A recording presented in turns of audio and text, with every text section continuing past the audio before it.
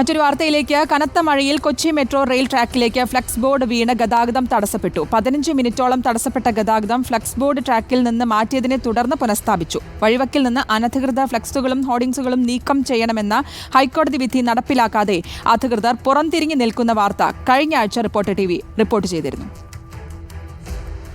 Kochi metro റെയിലിന്റെ Kaloor metro സ്റ്റേഷനും Ernakulam town hall metro സ്റ്റേഷനും ഇടയിലുള്ള ഭാഗത്താണ് രാവിലത്തെ കനത്ത മഴയിൽ ഫ്ലെക്സ് ബോർഡ് വീണത്. സൗത്ത് മെട്രോ സ്റ്റേഷനും കടവന്ത്ര മെട്രോ സ്റ്റേഷനും ഇടയിൽ ഏതാണ്ട് ഇതേ സമയത്ത് ടാർപോളിനും പതിച്ചു. ഇതോടെ താൽക്കാലികമായി മെട്രോ സർവീസ് നിർത്തിവച്ചു. ഫ്ലെക്സും ടാർപോളിനും മാറ്റി 15 മിനിറ്റിന് ശേഷം ഗതാഗതം പുനഃസ്ഥാപിച്ചു. വഴിവെക്കിലെ അനധികൃത ഫ്ലെക്സുകളും ഹോർഡിംഗ്സുകളും നീക്കണമെന്ന ഹൈക്കോടതി ഉത്തരവ് 2017 വന്നതാണ്. ഒരു നടപടിയും ഉണ്ടായില്ല.